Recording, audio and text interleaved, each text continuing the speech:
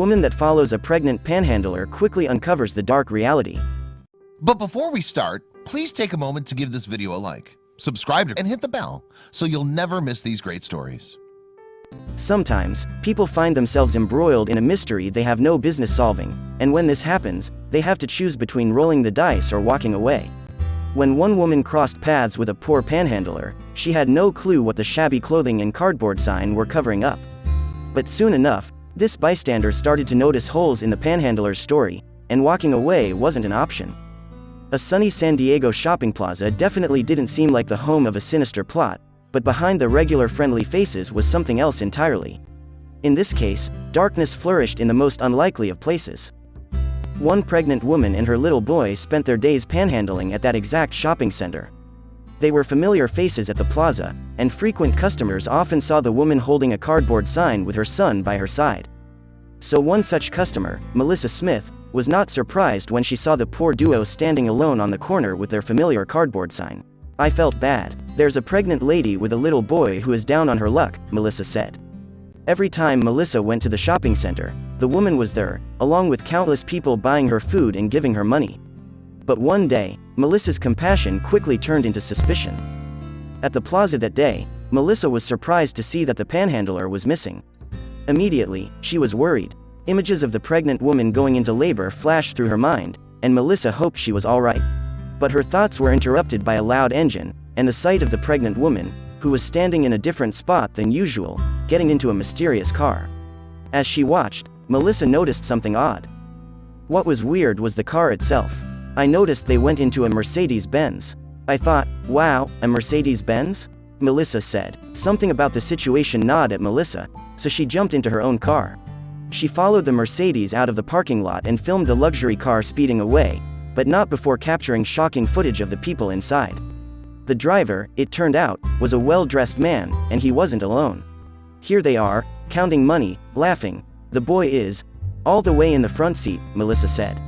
She watched as the car sped into a different store's parking lot, where the woman stood out with another sign and collected more money. Melissa marched right up to the woman and started to take pictures of her with her phone, which the panhandler didn't like at all. "Next thing I know, she picked up this big boulder," Melissa said. The woman threatened to throw it at Melissa. But a screaming pregnant woman wielding a boulder wouldn't stop Melissa from exposing the truth, and the woman ran off when Melissa didn't stop taking pictures. Now that Melissa had evidence, she was determined to see justice served. She reached out to a local news station, and the story spread.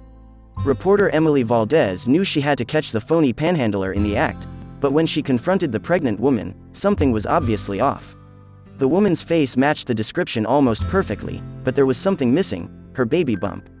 It had only been 2 days, but here this woman was, standing in front of a store holding a baby in her arms.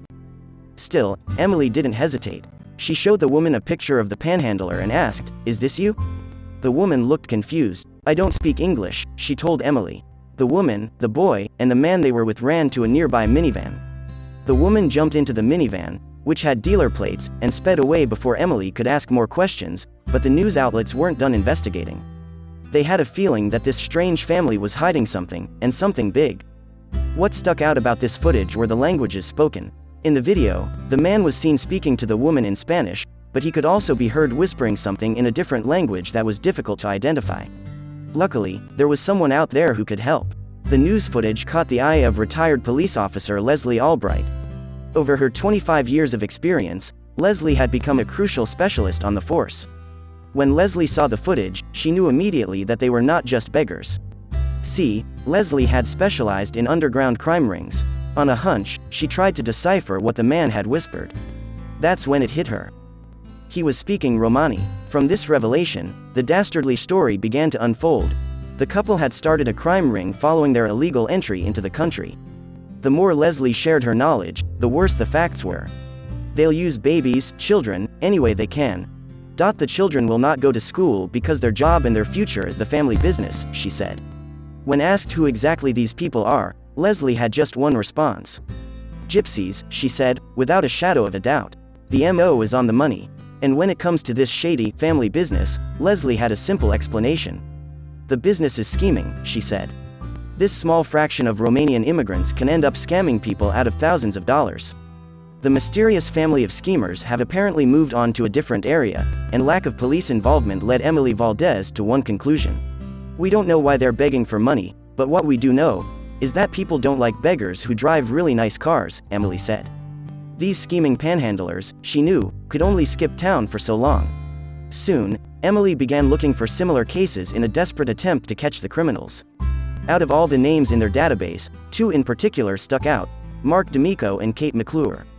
Much like the suspects in Emily's case, on the surface these two appeared like well-meaning Good Samaritans. And the similarities didn't end there. McClure and D'Amico of New Jersey were just like any other couple, except, come the weekend, you wouldn't find them at any old bar in the neighborhood. Their usual hangout was a tad unconventional, and to Emily, it presented a major red flag. The hangout spot in question was a nearby casino. Mark had a bit of a gambling addiction, so this was the predominant reason behind their routine. On their frequent trips, they ran into someone who would change their life. This was a man named Johnny Bobbitt, and he was a homeless veteran. The couple started to befriend him, providing the man with cups of coffee and extra dollars they'd won from the slot machines. Bobbitt was thankful for the kindness, but he missed something about McClure and D'Amico. Strapped for cash themselves, they were beginning to devise quite the sinister scheme, one in which he would play a crucial role. See, over 60,000 text messages, the couple complained about their money problems, brainstorming a less-than-legal way to remedy the hungry bank accounts. That's when they remembered the nice homeless man near the casino. So, they let Bobbitt in on their sneaky plan, and he hastily agreed. McClure posted the made-up narrative on GoFundMe. Bobbitt gave her a $20 for gas. She wanted his kindness rewarded. Donations poured in. It was the details that won over strangers. Johnny did not ask me for $1, McClure wrote, and I couldn't repay him at that moment because I didn't have any cash, but I have been stopping by his spot for the past few weeks. In the meantime, however, McClure texted her friend, "Okay, so wait, the gas part is completely made up." But the guy isn't. I had to make something up to make people feel bad. So, shush about the made-up part. The friend listened. As the GoFundMe went around the internet, more than 14,000 individuals donated to the made-up cause, amounting a grand total of $402,000, money that was supposed to be helping a homeless veteran get back on his feet. McClure and D'Amico themselves even got a ton of accolades online. Hailed as good people and selfless Samaritans, after the money had been raised, Kate posted an update: "Now Johnny will have a roof over his head." Soon, things would start to unravel. The first sign of trouble came when Bobbitt himself complained to local authorities that he hadn't gotten any of the money that was owed to him. This is when investigators turned an eye to the seemingly innocent couple. Bobby's attorneys claimed that out of the hundreds of thousands raised, their client had received a mere $75,000 from the fund. They accused McClure and D'Amico of spending the money that was rightfully his on luxury items, including fancy trips and handbags. Their first line of defense was to say that they'd withheld a portion of the funds from Bobbitt because they were worried that he would have spent the money on drugs, an issue he'd struggled with in the past. Little did Bobbitt know, he too would soon be implicated in the nefarious scheme.